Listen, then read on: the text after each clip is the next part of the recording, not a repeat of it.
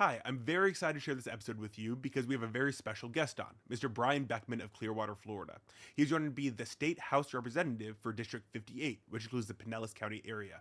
Please make sure to leave a comment for anything you found interesting, anything you disagree with, or any policy ideas that make you excited for the future.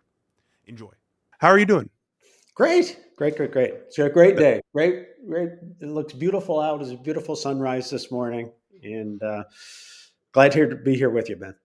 I'm so glad to have you. I'd love you to just introduce yourself to me and our audience for a little bit. What's your background? Where do you come from? Yeah, I was born and raised in the Midwest. That specifically, mostly in Michigan, and then started working for a food company, and I worked for them for 30 years until I retired. Raised my family, Kathleen and I, married right out of college, and we raised our kids in Illinois. And then 10 years ago, when we retired, we moved here to Clearwater, Florida, and have been involved with the community ever since, volunteering on many different things. Yeah, that's amazing. What's your favorite part about Pinellas? What's your favorite part about Clearwater? Yeah, really, when we decided to move here, it was about being able to take advantage of being outdoors all year round. And we love being by the water, accessing. I love to fish, love to be out in the water, love to enjoy parks. And Hmm. so it's really the outdoors. And since we've moved here, we've gotten to meet so many great people, volunteering with so many great people on a whole host of different priorities to make people's lives better. And that's super inspiring to be with people. Oh yeah, 100%. It is the people that really make the place. But you said that you love the outdoors. Now, did the heat really get you when you moved down here, or are you still do you still love the cold? Well, I like the cold in small doses. So we used to enjoy the cold a lot. Raising my kids, we lived across the street from a small lake, so always look forward to wintertime when the lake would freeze over and we'd play hockey Oh for my about god. two months or so. Um, but down here, yeah, it's hot during the summer. That is for sure. But you adjust just like you do any place else. And this is the time of year here now where you really try to take advantage as much as you can being outside. Yeah, we get that 1 week of false winter. That's really really nice. It's starting to get hot again. You said you play hockey. Are you a Bolts fan? Am I puck up there? Oh, no, I'm a fan of a lot of different sports teams, Uh So huh. again, raised in the Midwest, over Thanksgiving, watching the Lions play, growing up in Michigan, raising my kids around Chicago, watching the Bears play, and all different sports in between. But yeah, I'm not attached to any single, and that goes for college too. Not attached to Hmm. any single team. Yeah, Fair, except for USF, go Bulls. Right. I have grown to appreciate them. That is for sure. This season made me love them so much more. And then one last personal question. Um, what's the best night activity in Clearwater? The date night activity, Yeah. is that what you just said? Yeah. That's an interesting question. So for me, for date night, so I don't know if this is going to be the same for you. I love going down to this makes it super easy, efficient. Can walk down or ride my bike down to the Columbia restaurant and enjoy the water, sitting out there and a meal with my wife Kathleen. That is a great date night for me. Yeah, that sounds amazing. Now, I think you know I'm not only asking you here to ask your date night opinions, but you're running for office. I am. Now it's one of the best and most insane things a person can do as someone who ran for office before. Why are you doing it? Why are you the person to run, and why is now the time? Yeah. I am really excited about running for office. I ran for office last year in kind of a rush campaign. Hurricane, impacted everybody and certainly made it tougher to get out there and engage people. But it is just so apparent that people are hurting from a financial perspective where we live. You hear the term affordability come up time and time again, and it really matters to people.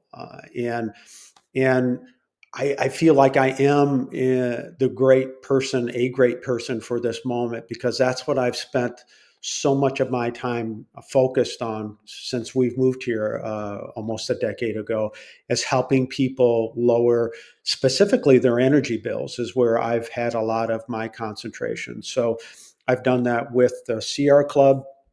So that's a big focus area of mine since I moved here, leading a clean energy portion of Sierra Club, which helps people reduce their energy bills, helping churches, helping nonprofits, and also helping our environment. All of those things are under attack here for residents, and a whole host of other cost areas. And it just becomes so apparent that our legislature, our representative included, are not paying attention to those things. And I've got a laser focus on that. And these are not complicated things for us to be doing. We can look to cities, we can look to other states on what they've done and been successful, and it doesn't need to be costing taxpayers a bunch of money. It saves people a lot of money. So I'm happy to talk more about that as we go through things here. But yeah, I'm really excited about the opportunity to make a real positive impact on people's daily lives. Yeah, that's incredible. And we 100% have a problem with the energy prices. And I'm excited to get to that in the future and what your plans are. And what you're talking about, how, the people we have representing us right now aren't, they're not only not helping us, they're hurting us. Yeah. So, what's your vision for the future of Florida? What is one thing that you want to see change when you get into office? Yeah. Well, I'll start this way. You know, when I think about being elected and being in office, is really changing the culture and changing the approach that I see is at the root at so many of these bad policies that exist today. Uh, and the problem with the approach that exists, and includes again our representative, but she's not the only one, that looks to serve the interests first of large corporations and their shareholders, and always consumers, taxpayers, ratepayers are at the bottom of the list for who they're going to serve. And it's also part of that model, let's call it, that they're not interested, those legislators, in actually talking to the taxpayers, the families, the seniors, about what their situation is and how to make their lives better. It literally does not happen. Those conversations don't happen. It doesn't happen with our school board members when it in terms of what's best for students and teachers in our neighborhoods. Those conversations are not being had, and it's because that power is concentrated in Tallahassee, again, with the lobbyists, the large corporations that really run the show. And our legislators have capitulated time and time again. And the net effect of that is that those corporations win and we lose. And we lose on what impacts our daily lives as far as costs go across the whole host of areas. And so, in answer to your question, it's really changing that overall approach that will enable cost saving across a variety of fronts when we really look at consumers first. And again, I touched on this earlier. We don't have to invent these things. These things exist with other cities, even within Florida, but certainly many other states across the United States that are implementing a number of these things that I'd love to talk about that save people money. It's just that these large corporations stand in the way and go, you will not do that. You will not pass laws. We need laws passed that are in our interest. And that's to the detriment of taxpayers and ratepayers. 100%. We both know that the parties want us to do so many hours of call time to donors, to the rich the richest in our communities and not listen to the majority of the voters. They want to spend our time talking to these huge corporations to donate to us, and Yeah. then we can be subservient to them rather than helping our constituents actually. Now, that's a huge problem that stems from obviously Citizens United and just the way that our political system is set up, where we rely on donors more. How can we fix that? Because that's a huge problem. Yeah, I mean, it starts with the person that you elect. I mean, you've got to have individuals, individuals make up these groups, right? And so you've got to elect people that really have those interests in mind of the people that live in their community and are committed and have a track record of being committed, of looking out for those people and not just taking direction from large corporations. That isn't to say that, and I'm not saying that there's this, choice that you only do one or the other. You can have corporations, businesses, small businesses included, flourish here, but not to the detriment of residents and taxpayers. And so it really is this culture that needs to be flipped in our state, that it starts individually from a representative standpoint. And I'm in full belief that when we elect new people, and I feel like this in 2026, there's going to be this big opportunity, and I think it's going to happen where it's going to send this loud message to whoever ends up being legislatively in power that people want to change. People expect that we are taking these firm actions and looking out for people first. And so it starts with that culture change first. And I'm really convinced again that voters are going to send that message loud and clear.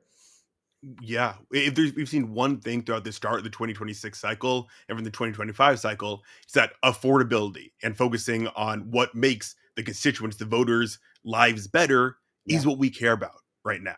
Not just these broad ideals of democracy or free market, but actually making people's lives better now. And so, as we've seen, affordability become such a talking point is in this campaign, and with so many politicians coalescing around it, except for specifically Donald Trump, who seems to hate the idea of affordability. Yeah. Well, what does it mean to you? Because it's this vague term to us right now.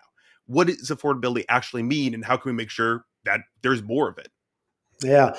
Well, so I'm going to really lean upon the kind of conversations that I have by actually going out and knocking on people's doors, showing up at neighborhood meetings, not just, and I'm going to compare myself, what I just said there, to what our legislator does that shows up to different party meetings and going before councils and delivering information, not being challenged on what are you doing for residents and for me being anybody out in our community.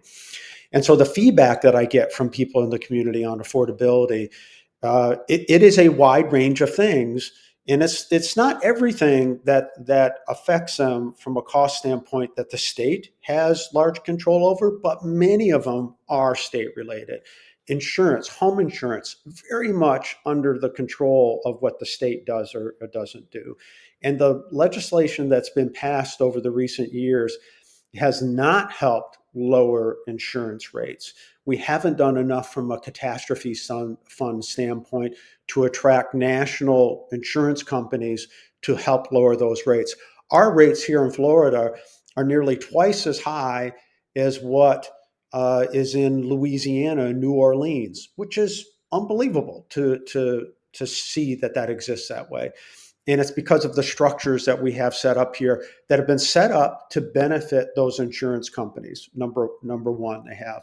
And I'll give you another specific example around insurance with legislation that's been passed in the last few years, where it's made it more difficult for whether you're an individual or a condo association to get a claim. And I've got friends that live in a condo here across the bay, and they had damages. Their roof blew off in the hurricanes over a year ago.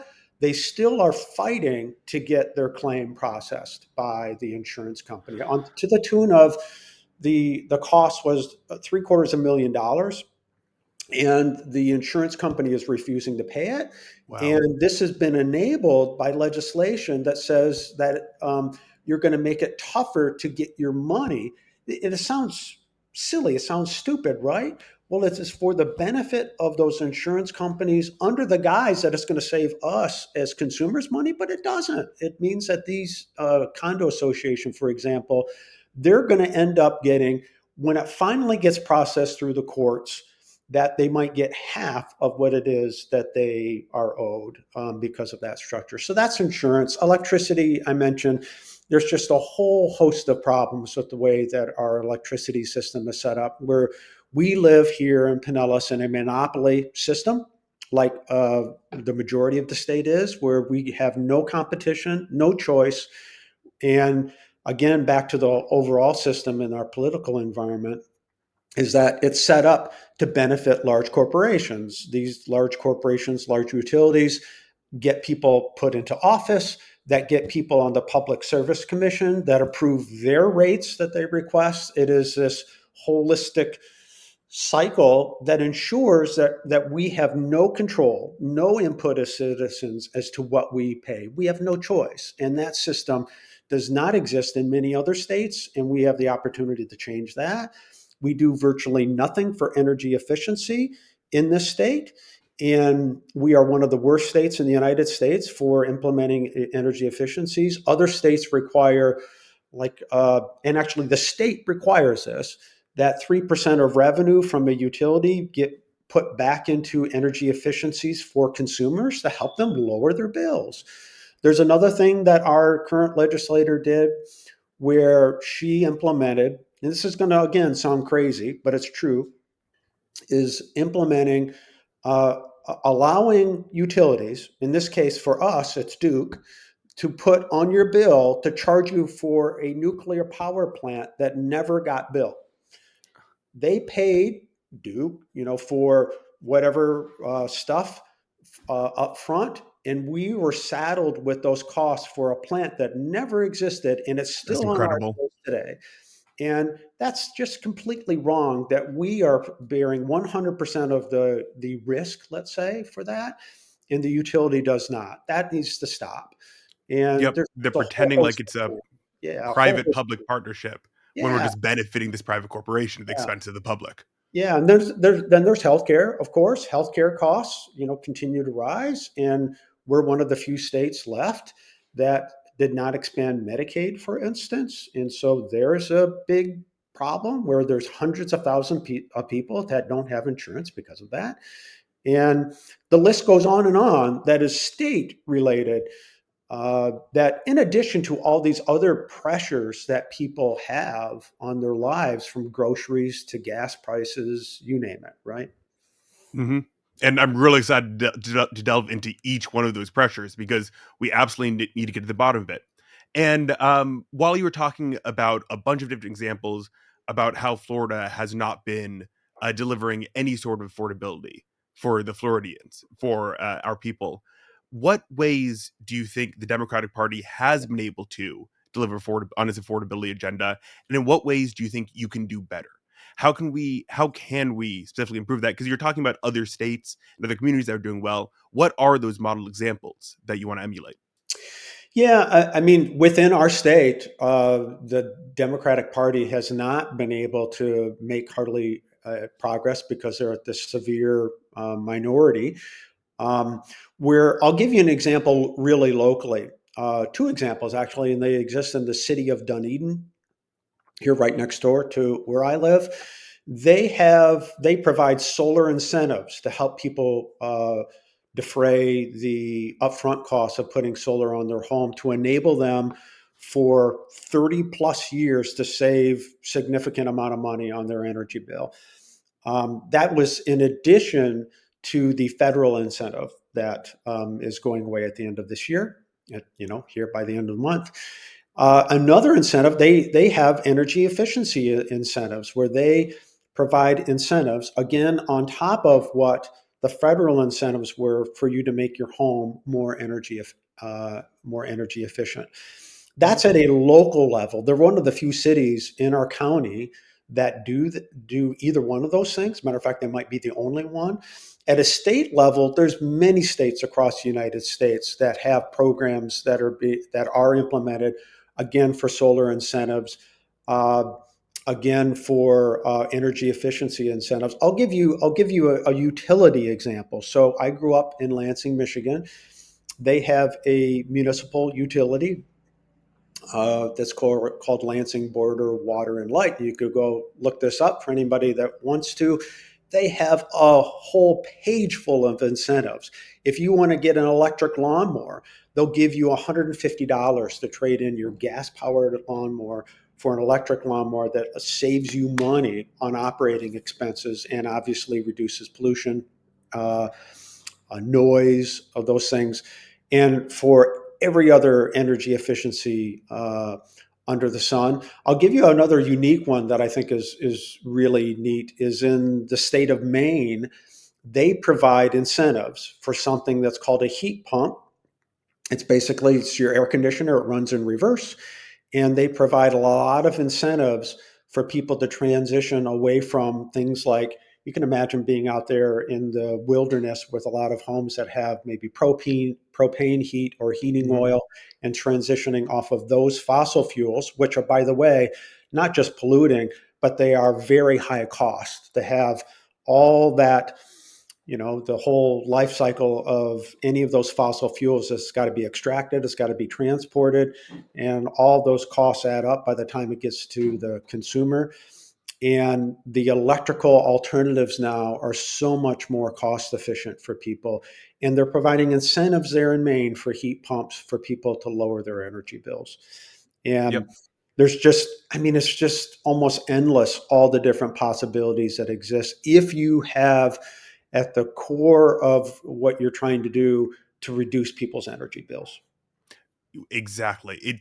There are so many ways we can make energy freer. They keep on saying that we want to expand our energy, but then they limit your ability to produce your own energy, to be your own energy plant, to Well, be your own power plant. and I'll give you an example, Ben. So for 7 or 8 years now, I am largely free, and it's a great feeling, by the way, of being having energy freedom. So I implemented a number of energy efficiencies in my home, from more insulation in my attic to an induction stove, which uses magnets and it's really efficient, and my hot water heater is a heat pump, making my home energy efficient, installing solar, and I have two electric vehicles.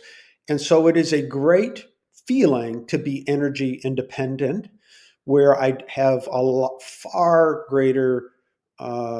less reliance on energy companies, and the ups and downs of those costs, or more up and down, and knowing that it's doing good things from an environmental perspective and saves me money. I save between that solar on my home and my electric vehicles.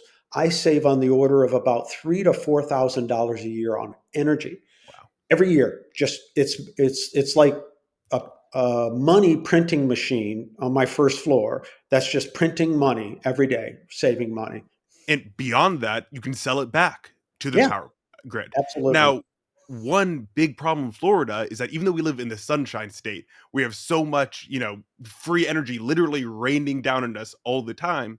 We're not able to sell that energy for the same cost that we buy it with the Well, we are, consumers. depending upon where you live.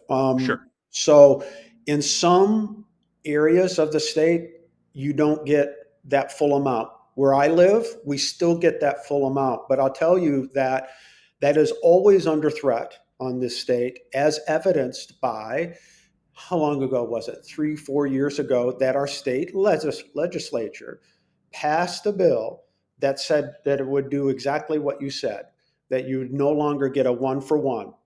So when what is it? It's 9:30 in the morning. I'm producing a little bit more than what I consume right now in my home because I don't have my air conditioning going on, running, and electricity is actually being going out to the grid of excess that I'm not consuming here.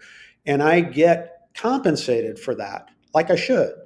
And because it's going to my neighbors and they're essentially receiving my electricity, that's actually physically what happens. And I should get that financial reward for supplying the grid that allows our local utility to not have to build more power generation stations, not have to do these big upgrades on the grid to transport a lot more electricity that people are having to consume because of higher temperatures and things like that. And I'm helping the grid. I'm enabling the lowering of prices, certainly also including peak times. So I forget how I got down that whole path there, but it is something that it is a great benefit to the grid to have situations like me, not just a homeowner, but let alone a commercial building that has this excess energy, selling it back for the benefit of everybody. It's an amazing thing for our state to be able to rely on each person being their own power plant, not having to rely Yeah. on this incredibly expensive and destructive infrastructure from these power plants. Also frees people. I was saying you have electrical freedom. Yep. Now, one other thing you're talking about were how our electric systems are monopolies. Now, under my understanding, it's almost necessary to keep some of these systems as monopolies because, well, you don't want to be creating a bunch of different companies' power lines all over the place. What do you mean by them being monopolies, and how would you mitigate that?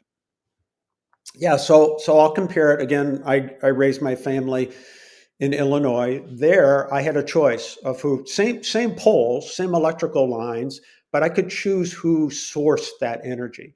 And so the system that was set up there is that um, think of the power lines as like a roadway, roads that you drive on that's available for public use. That's really public, should be public infrastructure. And by the way, just to say the way it should be, and Duke makes this abundantly clear because Clearwater is investigating and pursuing municipalizing their electricity. And Duke comes out and says, those are our polls. They're not the public's polls, even though we as the public pay for those polls, we get nothing back as far as an asset. Think about that if we existed that way when it came to our libraries, to our parks, to our roadways. We own those. We paid for those through our taxes, and we own those at the end of the day. When it comes to those electric poles, we own nothing. And Duke makes that abundantly clear that you own nothing, they own them. And you have to ask yourself would it be that way? Why wouldn't we consider that to be a public asset that anybody could be using? Anybody, in terms of like me sending out here from a solar standpoint, or if I wanted to, let's say as a city, say that, hey, I don't want my generation coming from here. I want it from coming from over there because they can supply me that electricity cheaper than what company A would supply. It's that paradigm that exists in other states that does not exist here, and Hmm. that can be changed. That can be changed so that those power lines. It's not like you again. It's not like you need multiple power lines. You still have the same power lines. It's just a matter of who owns those. Right now, it's private companies or public companies, depending on how you look at it, but they're monopolies and they're in complete control of from all the way from the generation station all the way to the meter that's outside. They're in complete control of that, which includes they're in complete control of what that costs us as consumers. You're 100% right. And one of the things I love to hear you talk about is that, like, we can change these things. These Yeah, systems aren't set in stone, they're set in paper, and we can manipulate it. Now, it just takes imaginations and for the better of politicians. people, for the better of people, not just to Yes. do it for doing its sake, but for the better of people. Now, to switch off utilities for a second, I know you're a utilities hound and you can't Yeah. wait to help the people of Florida lower their utility prices, but we will get back to that. One big, imaginative policy that actually came out of DeSantis was to eliminate the property tax. What do you feel about that? Do you support that? Well, it's a charade, is what it is. Unfortunately, most people don't understand, and this is understandable. They don't understand where their money for property taxes go. They don't pay strict attention to that, and so people are going to be duped by this idea of getting rid of your property taxes. And what I'm hearing from a state legislature standpoint is maybe some of it going away, not all of it. Oh, let's keep the property taxes as it relates to fire and police, but not to something else. And here's going to be the net effect of that. It's going to be the state taking more control of your money and the things that you get out of that money. And believe me, that is not going to be something that's going to benefit people in in various cities. I talked So, to what do you mean by that? Because to most people, it would seem that, hey, if I don't have to pay property tax, that means I get to keep my money. well, so what's going to let me give you an example. And I met with a mayor, uh, Dunedin mayor, actually, a few weeks ago, and she termed it this way: is that, hey, what that is going to do is take all these taxpayer dollars that come through and go to a city for them to give you things like great parks, for instance, not just police and fire, not just your roads, In a not school. just city buildings, but your park, your recreation centers, your libraries, your parks, and and she termed it what I thought was really an important way of the things that make Dunedin special will go away with the taking away of control of what Dunedin gets to spend their money on. And that's what it's as much as anything, it's a control grab, and it's not going to lower taxes. It really isn't. And that's why I was saying charade. It's not going to lower taxes. It's just going to shift things around, and people are going to be confused, and people are going to all of a sudden something's going to be taken away from them, and they're going to go, what happened? And it is really going to not have a good outcome. It's not going to have a good outcome Yeah, in so many. you were saying that it's not gonna lower taxes, it's just gonna shift them. The Yeah. proposal that they're suggesting would be actually to increase the sales tax. Why would decreasing property tax and increasing the sales tax be harmful to Floridians? Well, think about it this way for a second. There's multiple ways that it'll do that, but one way that's real obvious is that the people that pay sales tax and pay it disproportionately higher are people that are your working class people and lower income people. They pay a higher percentage of their income on sales tax, and so they're going to be hurt the most with that kind of change, which is bad. I mean, it's not only wrong, but it's going to lead to you. We talked here about affordability. It means that it's going to take away a portion of the dollar that people get as income every day, and they're going to look at it and go, "Where's all my money going?" They say, wake up in the morning and go to bed at night on there at their kitchen dining room table, looking at their bills. That sales tax that would go up is going to eat into what it is that they have left over for food and you name it. I mean, all that. And again, it's going to disproportionately affect the people that are working families and seniors, for crying out loud, that can least afford it as well. They're going to be hurt the most. Mhm. Now, one huge problem in Florida is what I call the reverse Robin Hood tax code, where the richest pay the least and the poorest pay the most, over Mhm. 4 times, a percentage of their income as the richest among us do. How can we fix that? How can we flip that? So the richest who can afford to pay the most in taxes, and the poorest who can't afford it don't pay the most. Yeah, I mean, so much of that is since we don't have a income tax in the state of Florida, not being we don't have something to adjust there. And I don't think that it would fly to do something to introduce an income tax in some way. So I don't see that You that's wouldn't vote viable. for or support an income tax? I, I do not have anything on my radar that says how that would look. So I seriously have not thought about that avenue. Um, and in the federal, income taxes, that's being fought out at a federal level. There's certainly some things where some of those federal tax dollars come back, supposed to come back to states. And again, like I mentioned, from a Medicaid perspective, that they're being uh, essentially diverted and not being realized here at a state level that could be saving people money here. And um, that is We just paid our money and we're not yeah, getting the services back for it. yeah, and it's just a culture, problem that our state legislature perpetuates, and in the current governor as well, of just saying no, we don't like the idea of people getting that benefit. It's a cited as like a democratic type of benefit, and we don't want it, and which is so silly because it not only impacts people at a direct personal level of whether they have the ability to afford insurance, but it also has this effect on whether you've got doctors and nurses and hospitals in rural areas and other parts of our community where people need access. Everybody needs access to good medical services that are affordable, and those things that are not being enabled here, it's being blocked here by the state.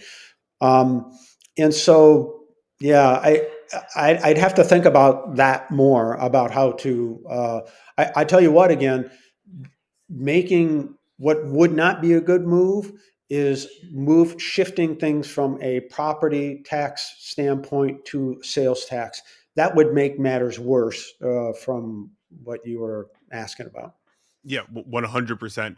And you keep on talking about how we have a culture problem in Tallahassee, and I agree with you 1,000%. Um, but the problem is that, well, it's unlikely we'll take away the majority from the Republicans this cycle. Just knowing the demographics in Florida. As somebody who wants to enter the legislature and to change things, understanding that the Republican Party doesn't seem to be for the people of Florida, how do you work in this environment? Do you think that bipartisanship is something that should be lauded, or do you think it's just a necessary thing? And do you think that it can even really happen in the culture we're in right now? Well, I mean, in the culture that we're in right now, no. But here's what I'm really thinking is going to happen. I do think that there is going to be a shift in 2026. There's possibilities of having a different type of governor there that would really listen to residents. That would be a big change in and of itself, a sea change, which is possible. And I'm fully wide-eyed here that it's not going to be just me that's going to be able to bring about that change. I need to be one of many. And so I am extremely hopeful that more than just me ends up flipping seats that can that can move us away from a supermajority where different rules of the game start to change up there in Tallahassee, but really send a strong message that people want change in that culture. And I could also think about it this way. So I think I already said, I want to bring a change in culture right here within our district of actually continuously engaging people within our district of what matters to them, not just going up to Tallahassee and talking to the lobbyists there. And the big opportunity, if I get elected, is to bring those voices to Tallahassee, to amplify those voices. And again, this is actually what happens. Our representative does not amplify our voices up there in Tallahassee. She mutes our voices. And hides She from them. amplifies the voices of her leadership and falls in line and amplifies what these large corporations want. And that can change things. And, it's not easy. I'm certainly not going to, again, I'm going there with eyes wide open. And one of the other things that I've learned, so with my work that I've done with the Sierra Club here locally, is I meet with elected officials and city staff members throughout the county of Pinellas. And you do not need a trade-off from doing environmentally positive things and saving money. Saving money is the key across all people of all political spectrums to solving problems. And we can do that.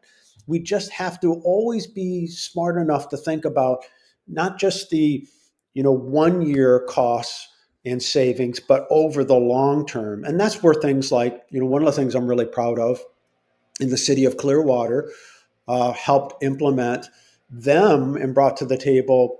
Again, this is not inventing things. This is taking what other people have already proven of this. Our county school district saves on the order of $5 million a year on their energy bill through energy efficiencies. And they started that program 6 or 7 years ago. You could go look that Wow. up. And they partnered with a firm to help them do that. The city of Clearwater replicated that with the same third party. They saved close to $1 million a year on their energy bill. And then just this year, and it'll continue into next year, I think a total of 9 solar projects that will save an additional $300,000 to $400,000 a year on their energy bill. These are things that previously were blocked by culture and or lack of information, whatever. And now, because of the savings are very clear, and groups like that I've been working with, Sierra Club, have helped share information of here's what others are doing and benefiting, and you gain that experience. And once you get that money rolling in on those savings, then it's hard to argue with that. It's hard to argue with real savings. Oh, absolutely. I mean, at this point, for the first time in history, solar energy is cheaper to produce than energy via oil. We are living at a time when, if we were to keep in the past with old technologies, Yep. uh, our economy will falter. Not only are we destroying, the things that we need in this state, but we're not embracing the future. Yep. Um, Now, another huge problem with that is if we're allowed to grow without considering how it affects our land and the people. If we have overdevelopment, that can cause serious problems. What are the kinds of problems you see via overdevelopment, and how can we fix those? How can we grow smart instead of growing like a cancer? Yeah. Well, preserving green spaces is something that needs to happen much more frequently, and we've got to be willing to cobble together resources. That's essentially how these things have been done. We've been associated with other great groups that have preserved land spaces, like the West Klosterman Preserve Group that preserve that up there, like the Gladys Douglas Preservation that's in Dunedin. And people love green spaces. They love to be out in parks enjoying nature, and those properties have been eaten up by development over the course of the last 75 years ish at least. And we have to be much smarter about preserving those that we have. And we preserved one actually in the city of Clearwater, of a green space that happens to be a golf course now called the Landings, but preserve that space for future generations and stopping development to be there. So that's one arm of it that we have to be much more proactive there. And there's more spaces to be preserved there to help, again, future generations. Think about how silly it would be if we're developing out there along our beaches and things like that, on our beaches, that people expect to be there for generations to come. hmm The, Now, the, another problem in Florida is affordable housing. And it mhm. seems as if preserving green space and building more affordable housing are mutually exclusive. There is a huge movement in the Democratic Party, the abundancy movement, really started by Ezra Klein, which is to take down this red tape, take down these environmental protections so that we can build more affordable housing and deliver on that. Do you think those are mutually exclusive, or do you think that we can build and maintain our environment together? Well, of course we can. I mean, there doesn't need to be an either or there. And when I think about housing for that is more affordable for people. I'll give you examples that happen. They just need to happen a lot more. There is a housing complex. Again, I'm going to point to the city of Clearwater along a key corridor on Cleveland Street. I don't know the number of units. It's probably on the order of 100 or 150. And it's a beautiful thing that it took a long time, again, to cobble together the financial resources. It takes, to me, that's too much red tape to pull all that stuff together. But it is along uh, a developed corridor already where there's more and more businesses that either trying to be changed out or improved.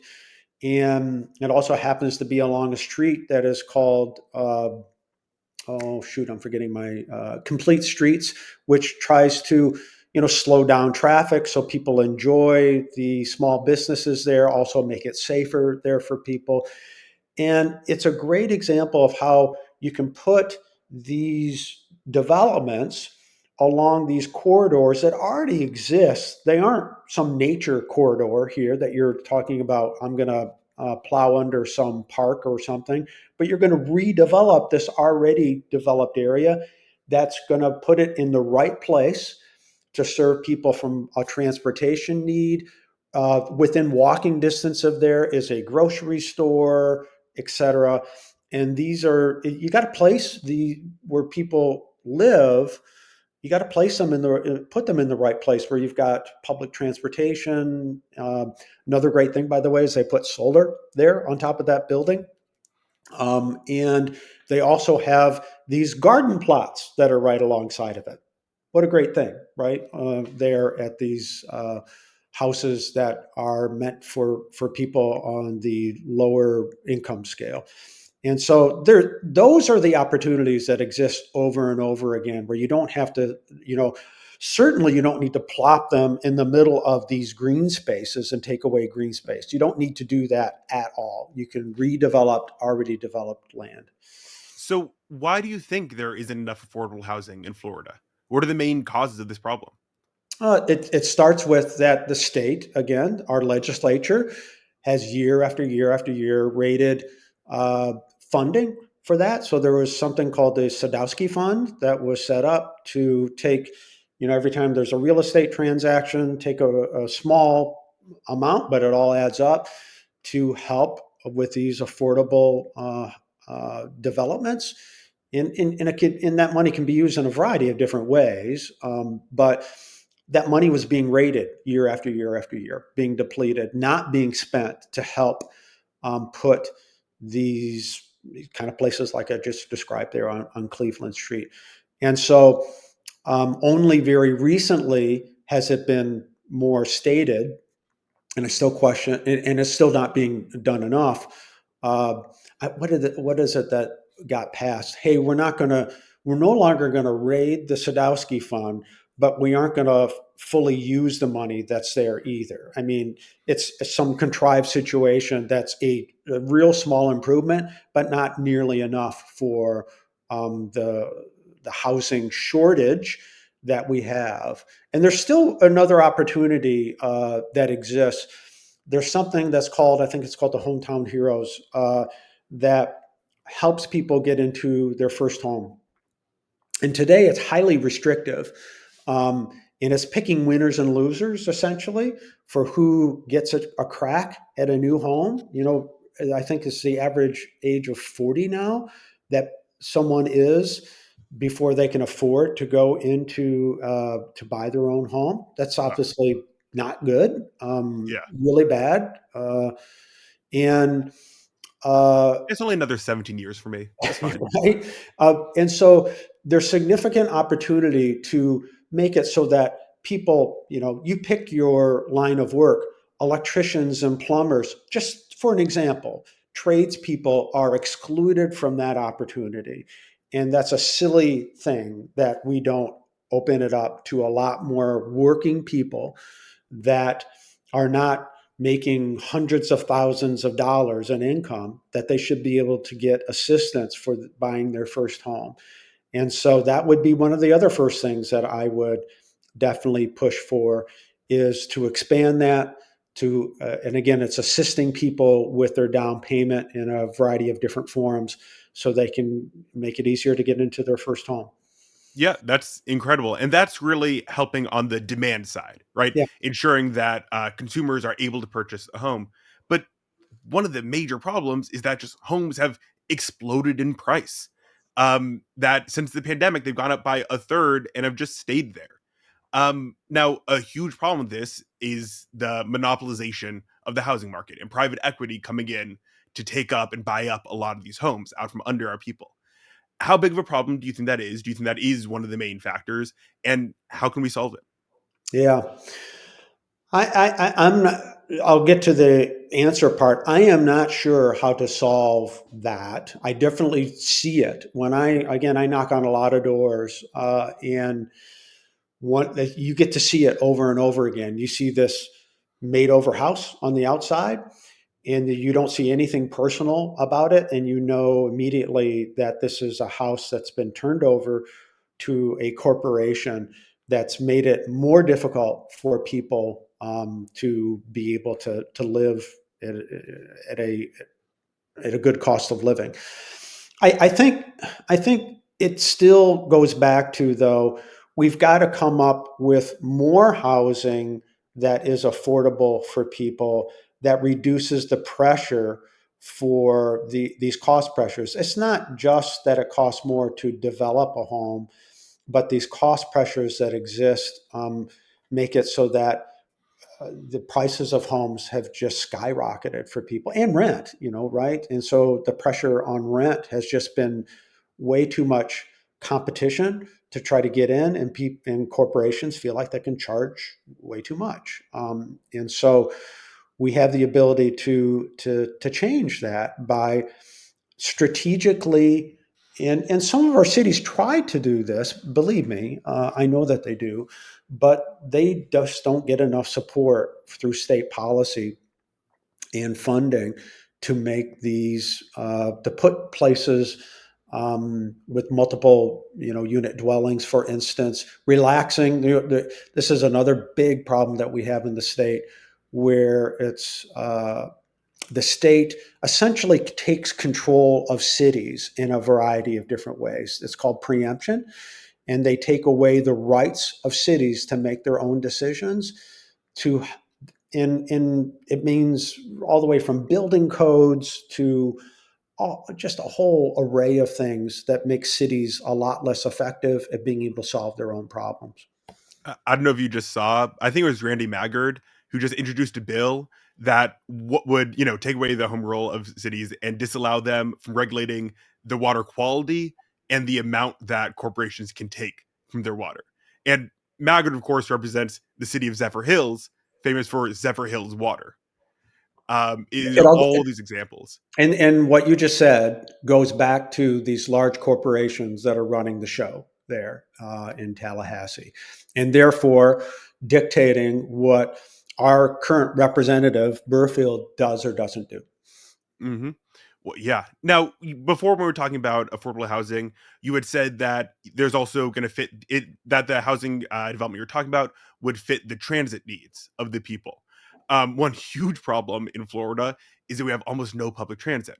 And I-4, which has some of the worst traffic in America or in the world, the way they're fixing it is to add on another lane.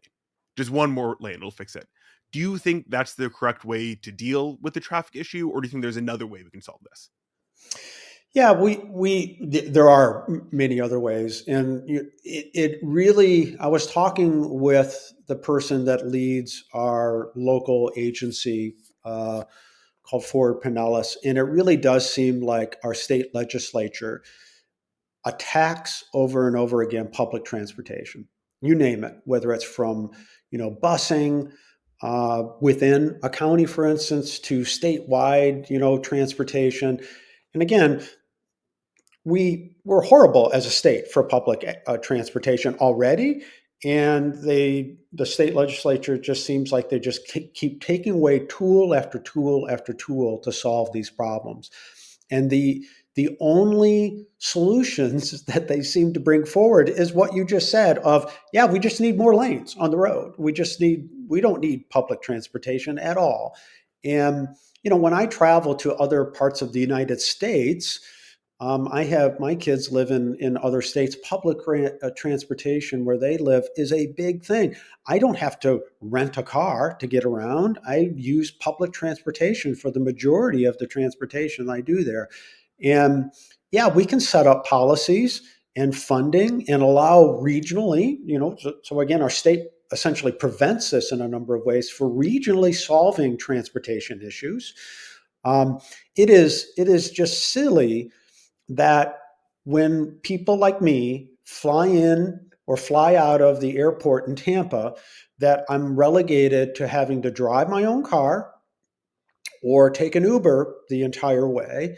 And the same thing for anybody traveling to Clearwater Beach, because public transportation options are just horrible as being defined, the paradigm that we're in by our state. We should be able to have public transportation going from the airport on over to our beaches, and we don't have that. That's efficient and low cost to people to make it That would benefit attractive the to economy. people. For me to take public transportation from my home to the airport. I actually looked this up once and I thought about doing it, but I said, no, I'm not going to do that because it would take me an hour and a half to hour and 45 minutes to get there. And that's why it's set up that way. It's set up to not be accessible and a benefit for people. And therefore, again, it's, well, we just need more lanes on roads. That's all. That seems to be the default solution, and that can't be a long term solution, right? You're just you run out of space doing that. It's just not a good solution. Yeah, one of the ways I always like to talk about it is that, well, you can either add more lanes and, do basically nothing, or you can take cars off the road. The best way to Mhm. solve traffic is to not have as many people that need to be on the road at the same time. They can take other modes of transportation to get somewhere. But in a place like Dunedin in Clearwater, well, a lot of stuff is very spread out. Like in St. Pete, you have Central Ave, you have downtown, and so you have a hub. But like where you are, there isn't as much as a hub. Do you think public transit is possible where you are? Do you think investing more in it is going to be efficient? And do you think it's possible in a community like yours? Well, it can be. It's not it's never, I don't think, a one size fits all solution. I'll give you another example. Again, talking to this person from Forward Pinellas, and him hearing complaints about people riding bicycles, just for example, and electric bikes. And that is such a great solution for multimodal. I'll describe it that way. Think about the high cost that it has for people that can least afford it, that for having a car, paying insurance, paying for fuel for that car, as opposed to riding a bike to get to work.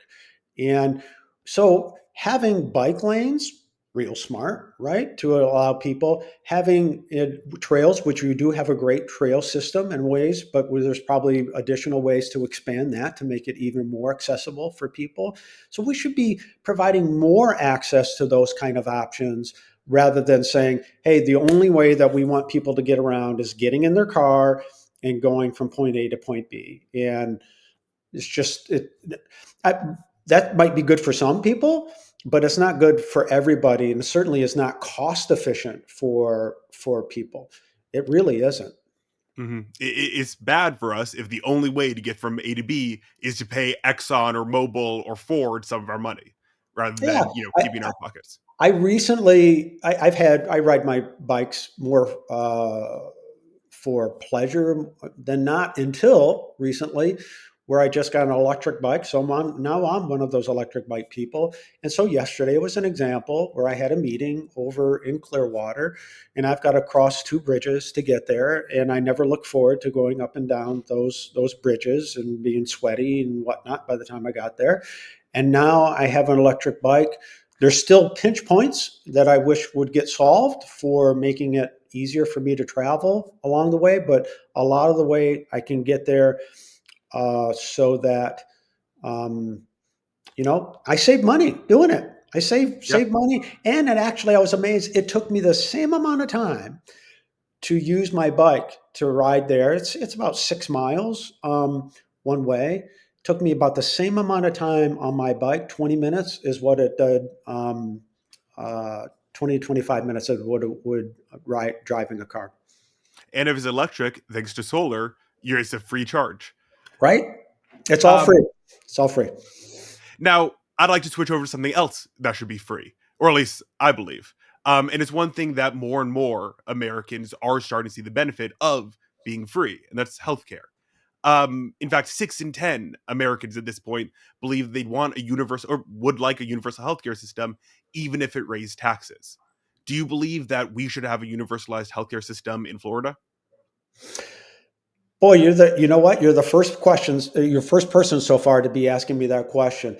We certainly need to make it. I just uh, signed up for my healthcare, so I'm part of. I enroll. I retired, but I don't get any healthcare from my former employer. My wife Kathleen was a teacher. She doesn't get any healthcare from retiring as a teacher. And so we're part of the Affordable Care Act that we enroll in. And, it's a great thing to have access to a pool of insurers. And it's great for people to have access to, if you're lower income, having access to those, lowering your premiums, through that. And so that was a great start down that path. And people, and of course, that's under attack federally, right? And our state has different ways that we were talking about earlier that they've attacked that. And so at the minimum, we need to keep that and expand upon that to allow more and more people to get access to healthcare and lower their premiums. Uh, I don't know what we can do at a state level that would um, provide universal health care. And it's never free, right? But it's, how are you going to fund that universal health Free at care? the point of service. Yeah. And so I need to give that some more thought about how we would implement such a thing from a state perspective. One of the things, I'll just quickly retrace, not individually, back to everything else that I mentioned here on saving costs. All those things that I mentioned, the state has control over. I know how those things get executed, but they get executed by other states and municipalities. I don't know actually, in answer to your question, how we at a state level would execute that. Do you Yeah, no, know? that's totally fair. And I respect everyone needs to do more research on things all the time. And I think more politicians need to be able to say, yeah, I need to do more research on that. Like, I think that's 100% respectable. Now, one thing that you clearly know a lot about are, of course, the utilities. Now, FPNL is increasing their how much Floridians have to pay them by $7 billion. It's sick. How is horrific. How would you make sure that Floridians don't feel that burden? How do we actually fix these costs? Well, I mean, to be sure, those people in the FPL territory are going to feel that burden, right? And so, what I'll touch on the example of we need to stop having monopolies run the show. We need to introduce competition that allows for people to select what they want, and that could be on a variety of things. Cost being probably number one. There could be other factors, but uh, the there's options as well. So I mentioned energy efficiencies and things like that. We could be capping the amount of increases. The state could dictate that to cap the amount that a utility, a pub, in those territories can put an increase. We could choose to do that if we wanted to as a state.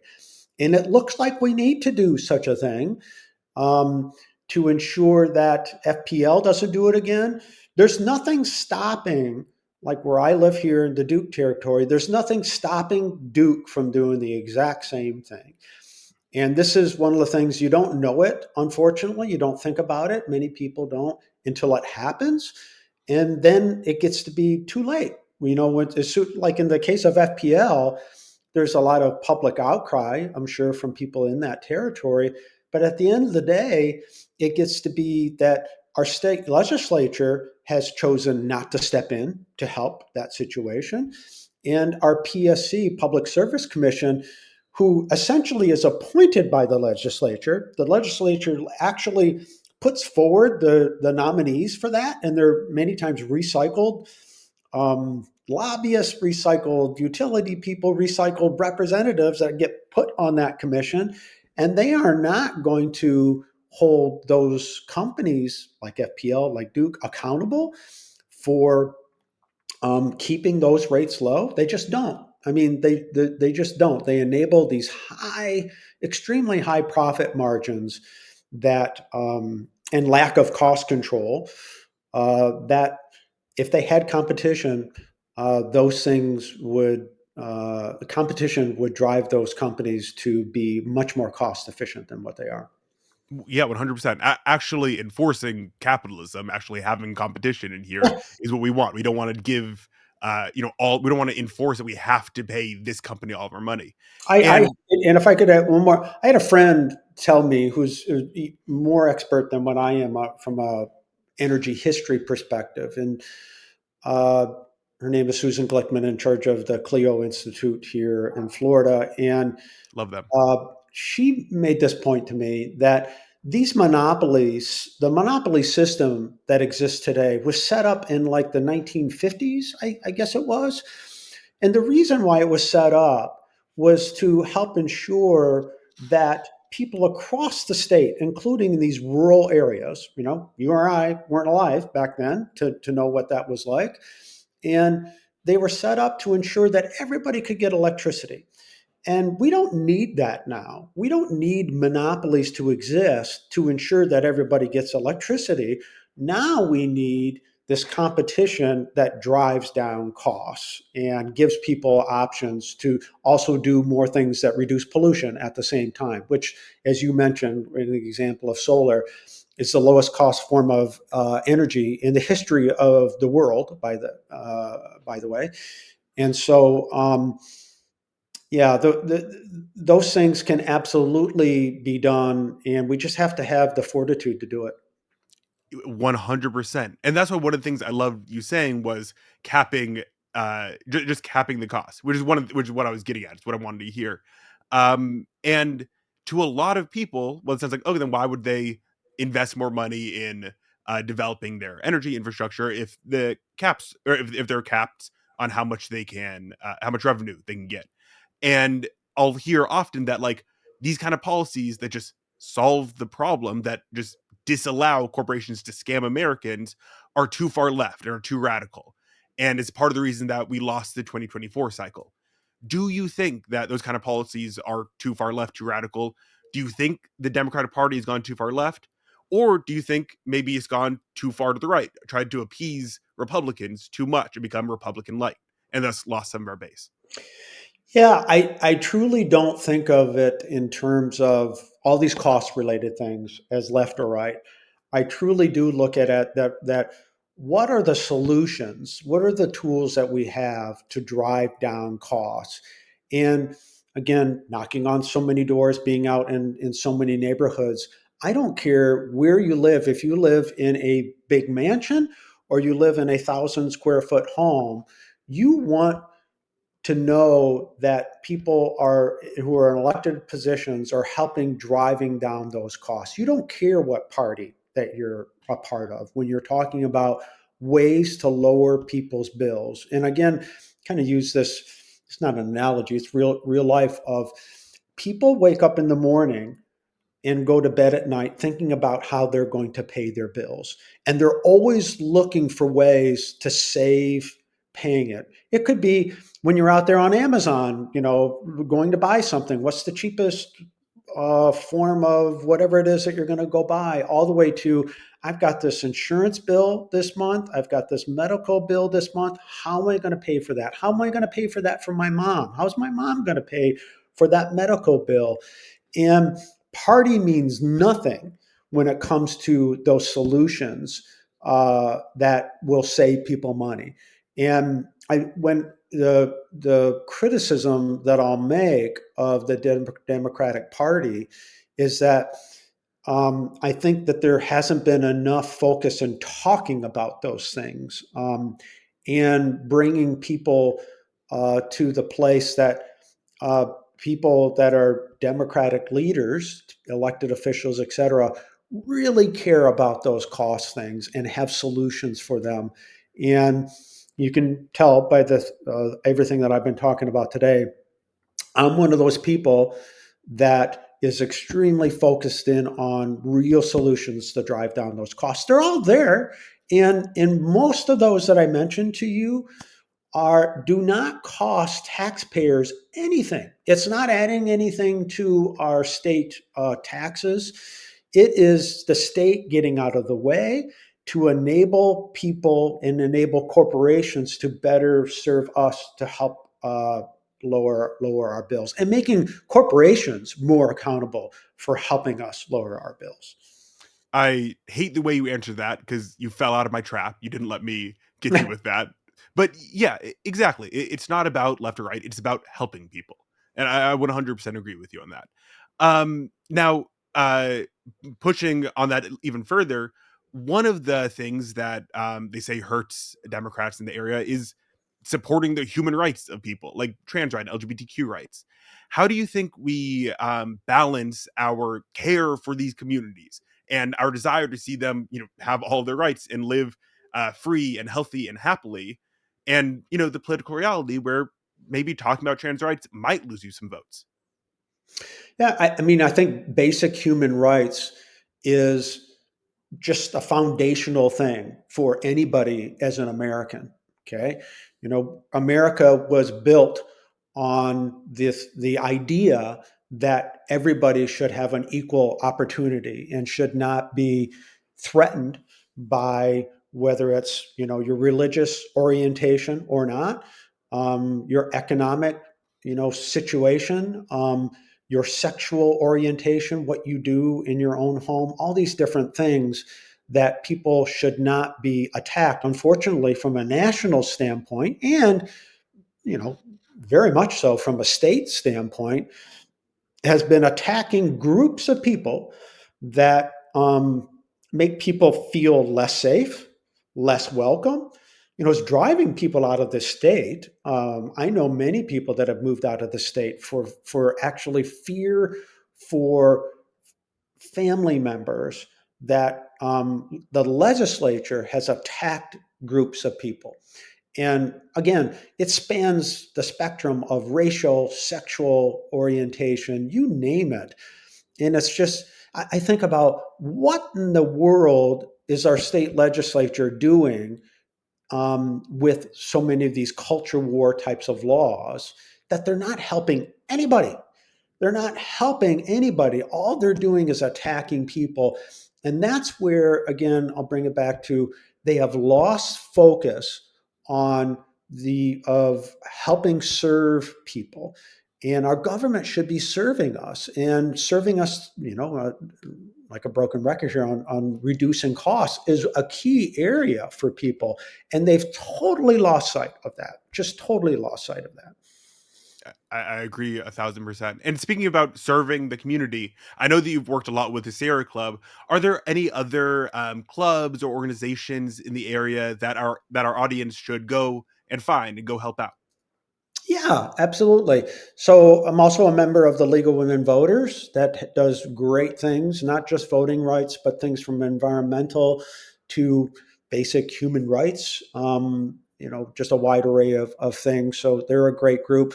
Locally here, there's another great nonprofit called the Clearwater Urban Leadership Coalition that I'm also a member of that is helping especially our North Greenwood community in Clearwater, raise itself from a economic standpoint, an opportunity zone, and just doing great things there. So that's another group. Our local NAACP, which is the Clearwater North Pinellas branch, is another great group. other organizations that I've also been a part of is the advisory board for the Pinellas County Parks and Conservation Board. And so that was a great experience. Again, I mentioned some things about preserving land. That was one of the areas that, and making our Pinellas trails better. That was some of the stuff that had responsibility for, and I certainly gained a lot of appreciation for the park system that we have, that we need to make better or keep funded well. I just read a report this morning about a report that just came out. This was a result of the stuff that DeSantis went to go push for, of attacking our state parks and making them hotels and other things like that. And it apparently we're woefully inadequate on our funding of maintaining our parks, let alone looking Mhm. at areas that we can preserve more park spaces. And that's another area that I certainly would look to lead the charge on, given my environmental focus. Yeah, that's fantastic. And then, Brian, where can we find more information on you? Where can we help you out? Yeah, so I'll direct everybody to my campaign website, which is my name, Bryan Beckman, fl.com. And there you can learn about my background, about more about my platform, and send me a question or sign up to volunteer if you're interested. Or donate too. Or donate. Yeah, that's pretty bold on there. You're going to see that just by showing up. So, yeah. And then is there anything you want to leave us off with? Well, Ben, I appreciate the opportunity and all the questions here that you've asked today. Obviously, you've got a keen interest on helping make our community better, Florida better, and that's really what I'm trying to do running here, is really serving people. And our representatives have not been doing that. And I just love the opportunity to be out there in the community talking with people, continuing to find out what's important to them and coming up with solutions to do that. That again, I'm not inventing most of these solutions. There's solutions all over the place that can be leveraged, that are already proven. And we've got those if we just have the will to do it. And I've got that will, and I know that a lot of people want to see a big change. So I appreciate the opportunity. Well, yeah, I really appreciate your time, and I can't wait to see your success. Thank you. Thank you so much for watching. Please make sure to like, share, and subscribe so we can get more people on here and show more great conversations. Thank you so much, and have a great day.